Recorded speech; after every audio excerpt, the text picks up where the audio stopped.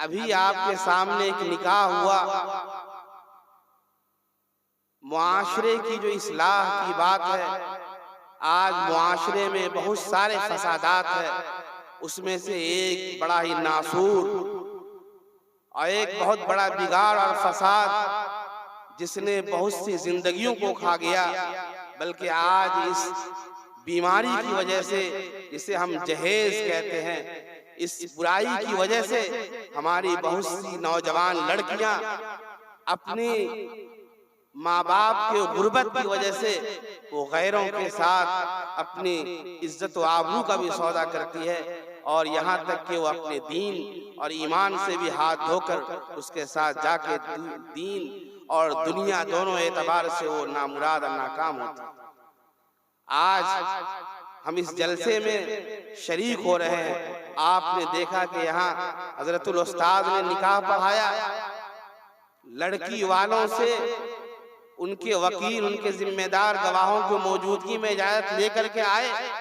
اور حضرت مولانا جمیل احمد مظاہری صاحب نے ان سے قبول کروایا، یہ نکاح ہو گیا۔ نبی اکرم صلی اللہ علیہ وسلم نے جو نکاح کا طریقہ ہمیں بتلایا تھا وہ بس یہی تھا کہ لڑکے کو لڑکی پسند ہو، اس کا دین، اس کے اخلاق جو اہم اور بنیادی چیز ہے، اس کی وجہ سے وہ لڑکی اسے پسند ہو، اور لڑکی بھی اس لڑکے سے شادی کرنے کے لیے راضی ہو، دو گواہوں کی موجودگی میں ایجاب و قبول ہو جائے، اور اس کے بعد جو چھوارا جو ابھی تقسیم ہوا وہ تقسیم ہو جائے، یہ بھی سنت ہے۔ اس کے بعد شوہر کے اوپر جو لازم ہوتا ہے وہ مہر لازم ہوتا ہے۔ بیوی اور بیوی کے گھر والوں پر کوئی چیز لازم نہیں، بلکہ شوہر کے اوپر لازم ہے وہ اپنی بیوی کا مہر ادا کرے، اور اگر اللہ نے اسے وسعت دی ہے تو اللہ کے نبی صلی اللہ علیہ وسلم نے حضرت عبد الرحمن بن عوف کا واقعہ سنا، انہوں نے نکاح کیا، اللہ کے نبی صلی اللہ علیہ وسلم کو بھی نہیں بتلایا، اور صبح میں وہ تشریف لائے تو ان کے جسم پر کچھ اثرات تھے، اللہ کے نبی نے فرمایا کہ اے عبد الرحمن کا تم نے نکاح کیا؟ انہوں نے کہا کہ ہاں یا رسول اللہ۔ یعنی نکاح کرنا یہ نہیں تھا، نبی اکرم صلی اللہ علیہ وسلم جو اس وقت مرجع تھے اور جن کے حکموں پر یہ اپنی جان قربان کرنے کے لیے تیار تھے، لیکن اللہ کے نبی نے نکاح کو اتنا آسان بنایا تھا، وہ اس کی بھی ضرورت نہیں سمجھے کہ نبی اکرم صلی اللہ علیہ وسلم کو اس کی اطلاع دے، لڑکی پسند ہوئی، نکاح کر لیا۔ اللہ کے نبی نے فرمایا کہ اے عبد الرحمن، تم اگر ہو سکے تو تم ولیمہ کرو، اگرچہ ایک بکری ہی کیوں نہ ہو، یعنی تم ایک بکری ذبح کرو اور اس کا گوشت پکا کے، یا اس گوشت کو تقسیم کر دو یا گوشت پکا کے لوگوں کو دعوت دے کے کھلا دو، تاکہ لوگوں کو معلوم ہو جائے کہ تمہارا نکاح ہو۔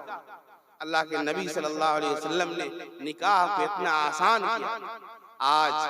اگر ہم یہ وعدہ کرتے ہیں اور اپنے دل میں ارادہ کرتے ہیں، اور جیسا کہ میں نے دیکھا پردے کے پیچھے ہماری مائیں اور بہنیں بھی موجود ہیں، اس لیے اس ناسور کو، جہیز کی لعنت کو پروان چڑھانے میں اور اس کو بڑھانے میں ہماری ماں بہنوں کا سب سے زیادہ ہاتھ ہے، اور جس کے سب سے زیادہ وہ شکار ہوتا ہے۔ اگر لڑکا جہیز لینا نہیں چاہتا ہے، لیکن اس کی ماں، اس کی بہن اور اس کی جو رشتہ دار اور محلے کی عورتیں ہوتی ہیں، وہ اگر نہیں لینے کے لیے اسے تیار ہونے نہیں دیتے، اگر وہ لڑکی جہیز لے کر کے نہیں آئی تو اسے بات بات میں تانا دیا جاتا ہے، یہاں تک کہ بہت سے رشتے اس وجہ سے ختم ہو جاتے ہیں۔ میرا کام، آپ نے سنا کہ میں خانقاہ رحمانی منگیر میں دارالقضا میں خاص کر کے میاں بیوی کے معاملات کو دیکھتا ہوں، بہت سے رشتے صرف اس جہیز کے نہیں دینے کی وجہ سے، یا کم دینے کی وجہ سے، یا مطالبات پورا نہیں کرنے کی وجہ سے رشتے ختم ہو جاتے ہیں۔ اس لیے میرے بھائیوں، آپ یہ ارادہ کریں، اپنے دل میں اس بات کو مضبوطی کے ساتھ، عزم کے ساتھ اس کا حوصلہ پیدا کریں کہ انشاءاللہ ہم نبی اکرم صلی اللہ علیہ وسلم کی سنت پر عمل کریں گے، اور خصوصاً ہم اپنے نکاح کو آسان کریں گے، ہم جہیز کی لعنت کو اپنے معاشرے سے دور کریں گے، تو ہم جہاں اپنی بچیوں کی عزتوں کی حفاظت کریں گے۔ گھروں میں بہت سی جوان لڑکیاں بیٹھی ہوئی ہیں، روپیہ پیسہ نہیں ہونے کی وجہ سے ان کا نکاح نہیں ہوتا ہے۔ اگر ہم نے اس برے رسم کو ختم کر دیا تو ہماری بچیوں کی عمر جو نکاح کی عمر سے اوپر جا رہی ہے وہ بھی بچ جائے گی، اور ہمارا معاشرہ نبی اکرم صلی اللہ علیہ وسلم کے اس آسان نکاح کی سنت پر بھی عمل کرے گا۔ اللہ سے دعا ہے